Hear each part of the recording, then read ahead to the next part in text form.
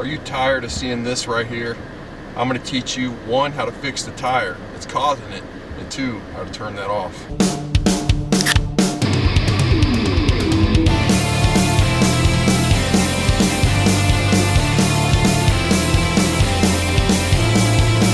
In this video, I'm going to show you how to take it off, how to fix it, patch it, plug it, whatever we got going on.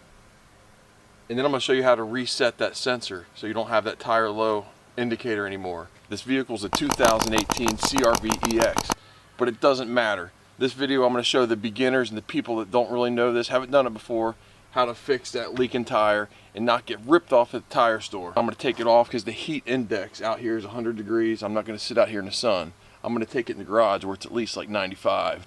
If you haven't taken a tire off before, just make sure you take, before you get the weight off of the car, get these lug nuts loose. Not off, just loose. Somebody put those on with the impact gun. Take the weight off the car and jack it up. There we go. We'll just break her loose. We'll roll her in the garage. Keeping an eye out for anything right off the bat that stands out to us. Find the leak is easy. A couple drops of Dawn in an old spray bottle. You're gonna look for a couple things. You're gonna look for this area here, all your tread, see if you got a leak. You're gonna look around your bead seal all the way around the tire, see if there's a leak. And then lastly, you're gonna check the outside walls, both sides, make sure there's not a leak. Now if you have one in your outside wall, you might as well just go straight to the tire store because it's not safe to patch it. Hopefully that's not our problem with this one. Start spraying and I'll start looking for bubbles. Some of these are a lot easier than others to find. Bingo. Has so many rocks on it, I can't believe I missed that. There she goes, bubbling away. There's all kinds of little gravel pieces in it, so believe it or not, I missed that right there. Don't want to lose that spot. Dry it off. Mark it out. Needle nose to get down in there. Come on up, Bessie. Oh, there we go.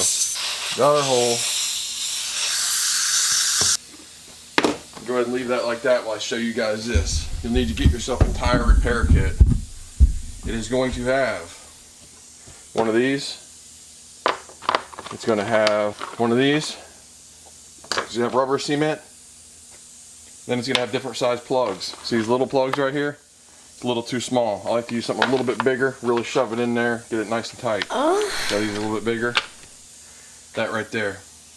So what I'm going to do is I'm going to take that out. And the part that's going to be acting in the tire is this middle part. Try not to touch too much of that middle part. I'm just touching the end. Feed it through this bad boy right here.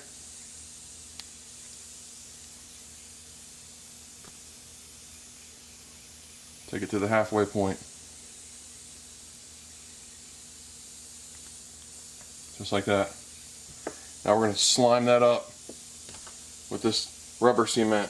But first, we want to take this. We want to go in that hole, work it up and down, and just blow that hole out. Make sure it's nice and clean. The reason I stuck that nail back in there, I want to keep pressure. When you keep that pressure, it gives you a real good, nice seal. So it's going to happen quick. I'm going to take that out.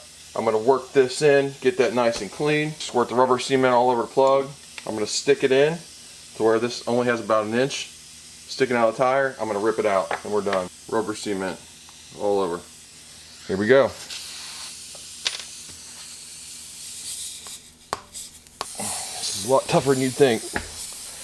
Go ahead. Work that in there. You're making it the right size for the plug. And you're cleaning up that rubber. There we go. I'm going to take it out and I'm going to go right in with the plug. Plug in. More cement. It's hard to film. But you see that? I got it to where the plug's now in. It's just got these little pigtails sticking out. You ever see the videos where they remove the tablecloth? That's what you're gonna do. You're gonna pull this bad boy so quick, that plug stays in. and you're just rocking and rolling with your tool in your hand. Ready? 1, 2, 3. Just like that. There you go. A pair of nips like this. I'm just going to cut off that excess. The reason you do that because you don't want to dry up and then have it push through the tire. I just like to go in, one last coat of rubber cement. Not going to hurt nobody. There's no bubbles, there's no leaks, nothing like that. Now, you don't have to give that very long. That seal's in there so tight, it'd be pretty good to go. But I can take a break for a minute, come back, put the proper pressure in it, and I'll stick it back in the car. You might ask yourself, how reliable is a plug? How long is it going to last? Well, this one right here, I've had a plug in this for at least 7 years now. Still going strong. I fill this back up with air. This one calls for 38 pounds. And I'll do the rest of the car. It's important you do all of the car and get it right, because we're going to reset that low tire pressure sensor here in a second. So after all we just did to it, it's got 22 pounds in it. 38. Still in the air. Go ahead and tighten these as tight as you can get them. And then use a jump pattern. Jump all the way across to the next lug, all the way across to the next lug, all the way across to the next lug, until you're done. Which I already got these like that. Now tighten it, loosen your jack to where the weight just starts to sit on the tire, not all the way down. Just like that, we'll stop it. Now I can go ahead and put the torque on these. Be good to use a torque wrench, but if you don't have it, just kind of use muscle memory and get them all exactly the same. And it's always a good idea to go back and check a second time. Like I said, this is a Honda, a newer Honda. It's probably going to be similar for most newer Hondas. If you don't have a Honda at this point, YouTube search your make of car and how to reset the low tire pressure light. First things first, all the tires are set exactly to 38 like they're supposed to be. So I can go over to the radio over here and I can hit home. And then from home, I can go into settings. And in settings, I can go to vehicle. And in vehicle, I can go to TPMS calibration, tire pressure. And I want to hit calibrate because I know they're all exactly where they need to be. Calibration started. Hit OK. And I go back home. Go back over here. And now you're all good to go. Your little warning light is off. Your little sentence keeps flashing in your face is gone. And you're good to go. Hope that helped at least one person out there. That's it. I'm a wet and sweating mess, but it's not because it's hard. It literally took under half an hour while filming it. It was just hot outside. So don't let that scare you away. Anybody can do it. Only thing is, if you don't have a lot of strength, you might need some help getting that plug in.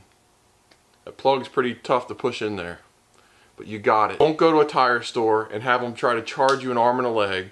Don't have them replace your tire when all it is a little nail.